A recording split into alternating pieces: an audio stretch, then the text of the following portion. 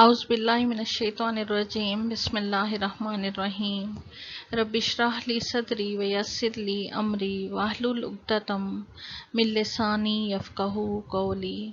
अस्सलाम वालेकुम dear students. Today we are going to start lecture number 17 from chapter 12 random variables and probability distributions.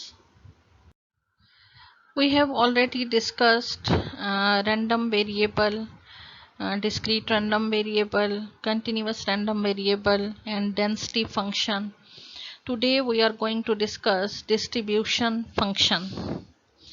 In many problems we may be interested to know the probability that the value of a random variable x is less than or equal to some number x.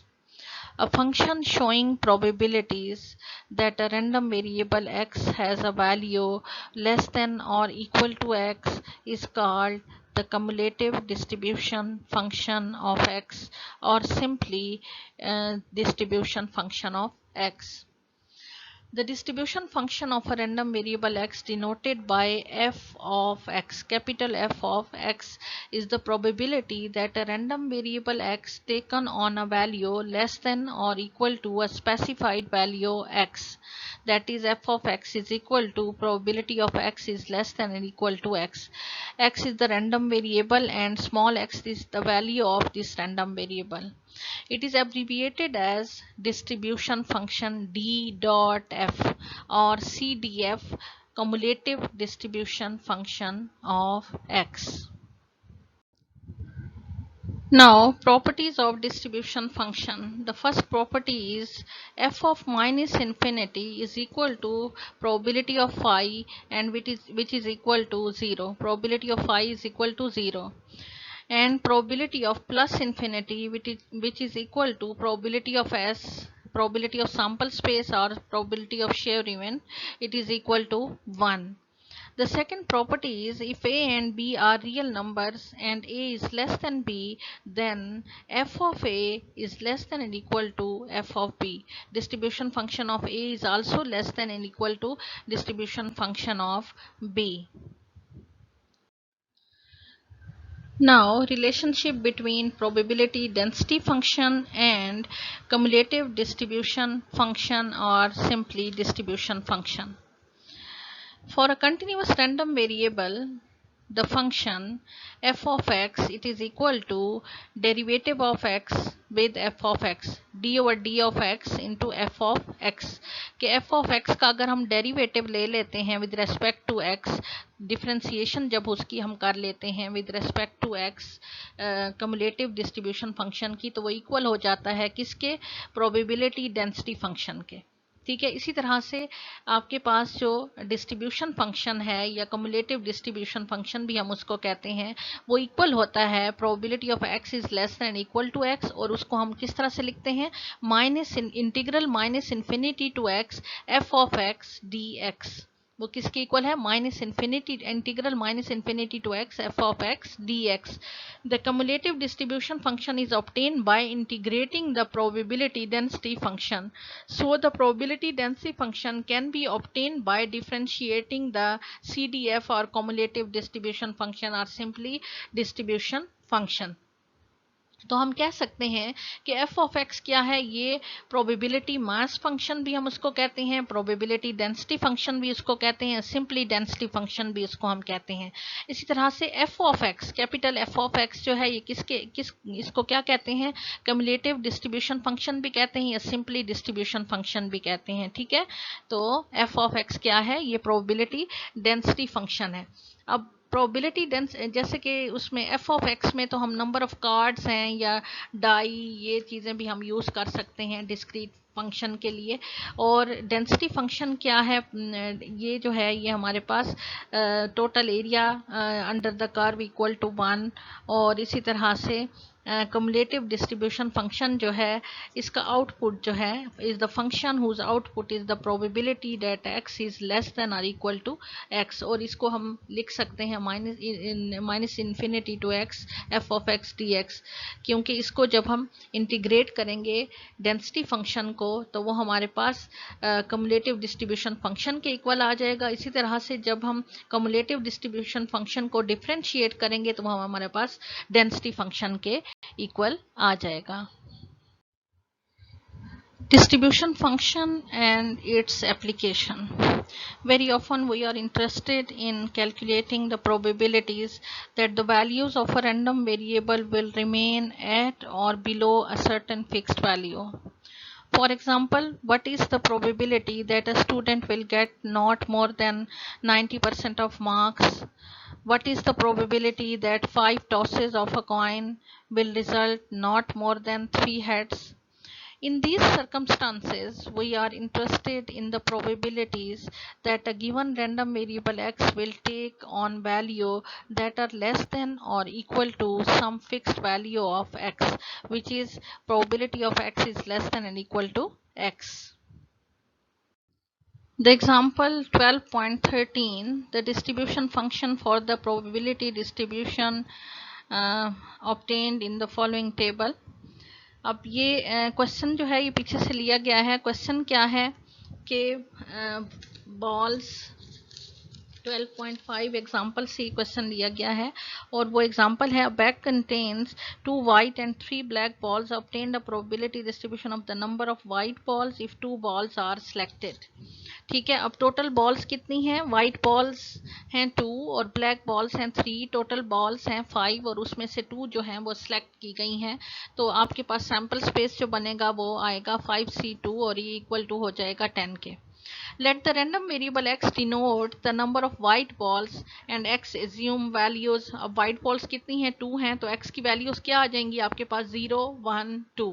ठीक है, तो probability of x is equal to 0 का क्या मतलब है? Probability of no white ball, तो क्या आ जाएगा? 2c0 और 3c2, यानी दोनों की दोनों जो बॉल सेलेक्ट हुई वो ब्लैक बॉल्स हैं। ठीक है, तो आपने इसको डिवाइड कर देना है सैम्पल स्पेस के ऊपर, और सैम्पल स्पेस क्या है? 5c2 इक्वल टू 10 आ रहा है, और इनको सॉल्व करने से आपके पास प्रोबेबिलिटी आ जाएगी, probability of x is equal to 0, 3 divided by 10। फिर probability of x is equal to 1 के लिए आप करेंगे तो क्या मतलब है? प्रोबेबिलिटी ऑफ 1 वाइट बॉल, कि एक वाइट होगी तो दूसरी एक जो है, क्योंकि 2 सेलेक्ट हुई हैं तो दूसरी ब्लैक होगी। 2c1 into 5c1 divided by 5c2, तो ये आपके पास प्रोबेबिलिटी आ जाएगी, probability of x is equal to 1, 6 divided by 10। Probability of x is equal to 2, के दोनों की दोनों जो बॉल सेलेक्ट हुई वो दोनों वाइट बॉल्स हैं। प्रोबेबिलिटी ऑफ 2 वाइट बॉल्स क्या हो जाएगा? 2c2 5c0 सॉरी 3c0, ठीक है, डिवाइडेड बाय 5c2, तो ये आपके पास probability of x is equal to 2 आपके पास आ गई 1 डिवाइडेड बाय 10। तो आपने इसको डिस्क्रीट फॉर्म में, टेबल की फॉर्म में जब इसको लिखा, x की वैल्यूज हैं 0 1 और 2 और उसकी कोरेस्पॉन्डिंग प्रोबेबिलिटीज जो कैलकुलेट की आपने वो क्या है? 3 divided by 10, 6 divided by 10 and 1 divided by 10। अब इसको डिस्ट्रीब्यूशन फंक्शन में कैसे हम इसको लिखेंगे? डिस्ट्रीब्यूशन फंक्शन में देखें, आपको आपने पढ़ा है अभी उसकी डेफिनेशन में कि probability of x is less than equal to x की फॉर्म में आपने लिखना है।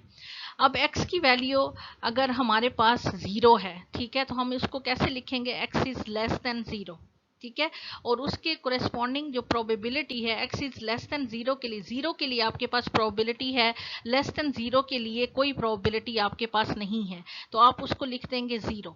f ऑफ x क्या आ जाएगा? 0। ठीक है, आपने प्रोबेबिलिटीज किसके दरमियान फाइंड करनी है? 0 1 और 2 के लिए आपने फाइंड करनी है। ठीक है, तो नेक्स्ट आपकी प्रोबेबिलिटी क्या होगी? x is greater than and equal to 0 and less than 1।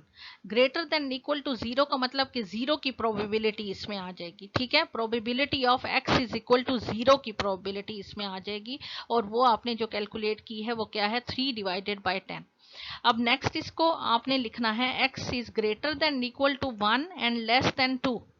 अब लेस देन 2 में देखें ग्रेटर देन इक्वल टू 1 में क्या चीज आ रही है, इसमें 0 की प्रोबेबिलिटी भी आपकी शामिल होगी और इसमें 1 की प्रोबेबिलिटी भी आपकी शामिल होगी, क्योंकि डिस्ट्रीब्यूशन फंक्शन में आप जो है तमाम प्रोबेबिलिटीज का एडिशन आप लिखते जाते हैं। ठीक है, आप डेंसिटी फंक्शन जो होता है उसमें आप सिंगल की प्रोबेबिलिटी फाइंड करते हैं, किसी एक वेरिएबल की प्रोबेबिलिटी आपने लिखनी होती है, जबकि इसमें डिस्ट्रीब्यूशन फंक्शन में आप जॉइंट प्रोबेबिलिटीज लिखते हैं। ठीक है, उसका प्लस होता जाता है, वो एडिशन होता जाता है। ठीक है, अब x इज इक्वल टू 1 के लिए जब आप लिखेंगे तो उसमें 0 की प्रोबेबिलिटी भी आएगी और 1 की प्रोबेबिलिटी भी ऐड होगी। ठीक है, तो उसको क्या लिखेंगे, probability of 0 plus probability of 1। अब प्रोबेबिलिटी ऑफ 0 उसमें क्या थी, 3/10, और प्रोबेबिलिटी ऑफ 1 क्या है उसमें 6/10। तो 3/10 और 6/10 को जब प्लस करेंगे तो आपके पास क्या आ जाएगा, 9/10। और नेक्स्ट जो प्रोबेबिलिटी है वो आपकी 2 के लिए है, तो आप उसको लिखेंगे x is greater than and equal to 2।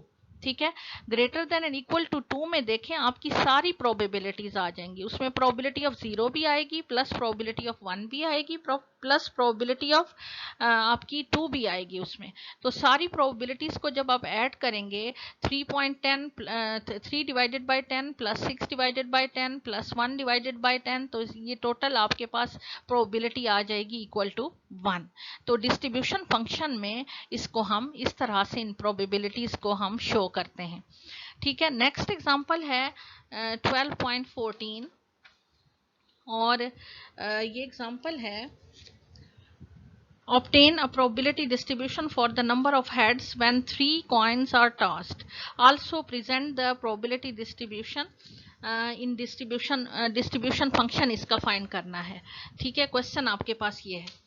अब इसमें x जो है वो किसको डिनोट कर रहा है, नंबर ऑफ हेड्स को। 3 कॉइन्स जो हैं वो टॉस किए गए, 3 कॉइन्स का जो सैंपल स्पेस बनेगा क्या होगा, 2⁻³ आपके पास 8 सैंपल स्पेस आ जाएंगे। ये आपका सैंपल स्पेस आपको दिखाया हुआ है। ठीक है, ये आपके 8 सैंपल स्पेस उसके अंदर आ गए। अब इसमें देखें सैंपल पॉइंट्स, हेड्स को आपने देखना है। ठीक है, अब फर्स्ट वाले में कितने हैं, 3 हेड्स हैं, इसमें 2 हेड्स हैं, इसमें 2 हैं, नेक्स्ट वाले में 2 हैं, इसमें 1 हेड है, 1 हेड है, 1 हेड है और ये 0 हेड। ठीक है, आप हेड में इंटरेस्टेड हैं, आपने हेड को देखना है। एक्स आपका किसको डिनोट कर रहा है, नंबर ऑफ हेड्स को।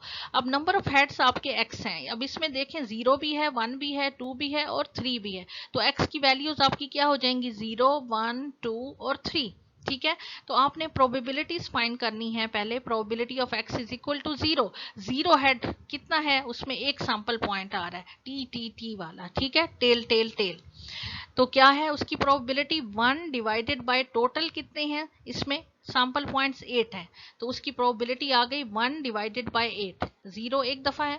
अब probability of x is equal to 1, अब उसमें कितनी दफा 1 आ रहे हैं, 1 हेड के कितने सैंपल पॉइंट्स हैं, 3 हैं उसमें, तो आपकी प्रोबेबिलिटी क्या आ जाएगी, 3 डिवाइडेड बाय टोटल आपके पास सैंपल पॉइंट जो है वो 8 है, तो आपकी प्रोबेबिलिटी आ गई x इज इक्वल टू 1 के लिए 3 डिवाइडेड बाय 8। इसी तरह से x इज इक्वल टू 2 के लिए आप देखें, अब 2 इसमें 2 हेड वाले कितने सैंपल पॉइंट्स हैं, 1, 2, 3 सैंपल पॉइंट्स हैं, तो इसकी प्रोबेबिलिटी आपके पास क्या आ गई, 3 डिवाइडेड बाय 8। इसी तरह से probability of x is equal to 3 के लिए देखें, 3 हेड्स के लिए एक ही सैंपल पॉइंट है, तो आपकी प्रोबेबिलिटी क्या होगी, 1/8। अब इसको टेबल की फॉर्म में जैसे हम डिस्क्रीट प्रोबेबिलिटी डिस्ट्रीब्यूशन लिखते होते हैं, x जो है वो क्या है, 0, 1, 2 और 3, और उसकी कोरेस्पॉन्डिंग प्रोबेबिलिटीज जो हमने कैलकुलेट की, 0 के लिए 1/8, 1 के लिए 3/8, 2 के लिए 3/8 और 3 के लिए 1/8। अब इसको डिस्ट्रीब्यूशन फंक्शन में कैसे शो करेंगे, सबसे पहले x इज लेस देन 0, क्योंकि हमने उसकी डेफिनेशन में लिखा है कि x की वैल्यू को less than equal to x के लिए हम लिखेंगे। उसको लिखने को हम कहते हैं प्रोबेबिलिटी डिस्ट्रीब्यूशन फंक्शन या डिस्ट्रीब्यूशन फंक्शन। तो x इज लेस देन 0 के लिए हमारे पास कोई प्रोबेबिलिटी नहीं है, तो हम इसको 0 लिख देते हैं। फिर हम लिखेंगे x is greater than equal to 0 and less than 1, तो इसमें 0 की प्रोबेबिलिटी आ जाएगी विच इज इक्वल टू 1/8। फिर हम उसको लिखेंगे x लाइज बिटवीन, यानी x is greater than equal to 1 and less than 2। ठीक है, अब इसमें 0 और 1 की प्रोबेबिलिटी, दोनों प्रोबेबिलिटीज ऐड होंगी, 0 की भी और 1 की भी। ठीक है, तो प्रोबेबिलिटी ऑफ 0 1/8 है और प्रोबेबिलिटी ऑफ 1 जो है वो आपके पास 3/8 है, तो ये आपके पास 4/8 डिस्ट्रीब्यूशन फंक्शन आ जाएगा या कम्युलेटिव डिस्ट्रीब्यूशन फंक्शन जिसको हम कहते हैं। फिर आपने उसको लिखना है x is greater than equal to 2 and less than 3। अब इसमें आपकी प्रोबेबिलिटीज कौन सी सारी ऐड हो जाएंगी, प्रोबेबिलिटी ऑफ 0 भी आएगी, प्रोबेबिलिटी ऑफ 1 भी आएगी और प्रोबेबिलिटी ऑफ 2 भी आएगी। तो वो आपकी कितनी हो जाएंगी, 1/8 प्लस 3/8 प्लस 3/8, ये इक्वल टू 7/8 आ जाएगी। फिर आपने लिखना है x is greater than and equal to 3। अब 3 की प्रोबेबिलिटी में क्या होगी, सारी प्रोबेबिलिटीज ऐड हो जाएंगी, 0 की भी, 1 की भी, 2 की भी और 3 की भी, तो वो इक्वल टू 1 आपके पास आ जाता है। ठीक है, तो इस तरह से डिस्ट्रीब्यूशन फंक्शन में क्या होता है कि तमाम प्रोबेबिलिटीज का एडिशन हो जाता है, जबकि डेंसिटी फंक्शन में क्या होता है, ये इसका डिफरेंस है। डेंसिटी फंक्शन में क्या होता है कि आप किसी एक वेरिएबल के लिए आप उसकी जो है प्रोबेबिलिटी जो है वो फाइंड करते हो। ठीक है, तो ये आपका हो गया 12.14 एग्जाम्पल। इसके बाद example 12.15, suppose that a fair die is rolled. Here the random variable x assumes the values 1 2 3 4 5 or 6, ठीक है, number of spots on the face of the die, each with probability 1/6। ठीक है, हर एक की प्रोबेबिलिटी जो है वो क्या है, 1/6 है। अब x क्या है, x is the number of spots on a die, और वो की नंबर कौन से हैं, एक डाई के ऊपर कितने नंबर होते हैं, 6 नंबर्स होते हैं 1 से लेकर 6 तक, और हर एक की आने की प्रोबेबिलिटी क्या है, 1/6। ठीक है, अब इसको हम डिस्ट्रीब्यूशन फंक्शन में कैसे लिखेंगे, x is less then 0, less than 1 नहीं है, less than 0, sorry less than 1, less than 1 के लिए हमारे पास 1 से भी प्रोबेबिलिटी शुरू हो रही हैं, और लेस देन 1 के लिए हमारे पास कोई प्रोबेबिलिटी नहीं है, तो उसको हम 0 लिखेंगे। फिर x is greater than equal to 0 and less than 2, तो इसमें दोनों की प्रोबेबिलिटीज आ जाएंगी। इसमें 0 की तो है नहीं हमारे पास प्रोबेबिलिटी ऑफ 1 के लिए इसकी प्रोबेबिलिटी आ जाएगी विच इज 1/6। अब क्या है, नेक्स्ट प्रोबेबिलिटी क्या हो जाएगी हमारी, नेक्स्ट x की वैल्यूज क्या हो जाएंगी, x is greater than and equal to 2 and less than 3। अब इसमें 1 की भी प्रोबेबिलिटी शामिल होगी और 2 की भी प्रोबेबिलिटी शामिल होगी, 1/6 प्लस 1/6, हमारे पास 2/6 आ जाएगा। इसी तरह से नेक्स्ट जो x की वैल्यू होगी, x is greater than equal to 3 and less than 4, यानी 3 तक की प्रोबेबिलिटीज इसमें ऐड हो जाएंगी। Probability of x is equal to 1 के लिए भी, 2 के लिए भी और 3 के लिए भी, और तीनों की प्रोबेबिलिटीज क्या होंगी, 1/6 प्लस 1/6 प्लस 1/6, 3/6 आ जाएगा। फिर x is greater than equal to 4 and less than 5, ठीक है, उसके लिए प्रोबेबिलिटीज क्या आ जाएंगी, 1 से लेकर 4 तक प्रोबेबिलिटीज उसमें ऐड हो जाएंगी, और जो इक्वल टू क्या आ रही है हमारे पास 4/6। फिर x is greater than equal to 5 और लेस देन 6 के लिए यहाँ पे हमारे पास प्रोबेबिलिटीज 1 से लेकर 5 तक इसमें प्रोबेबिलिटीज जो हैं वो ऐड हो जाएंगी, जो कि हमारे पास आ रही हैं 5/6। और x is greater than equal to 6 के लिए तमाम प्रोबेबिलिटीज ऐड हो जाएंगी 6 तक की, 1 से लेकर 6 तक की प्रोबेबिलिटीज, और वो 6/6 इक्वल टू 1 आ रही है। ठीक है, तो उम्मीद है आपको इसकी अच्छी तरह से समझ आ गई होगी, और इसी से रिलेटेड एक्सरसाइज का एक क्वेश्चन मैंने आपको दिया है, एग्जाम्पल एक और दी है, इसी से आगे एक और एग्जाम्पल है 12.16।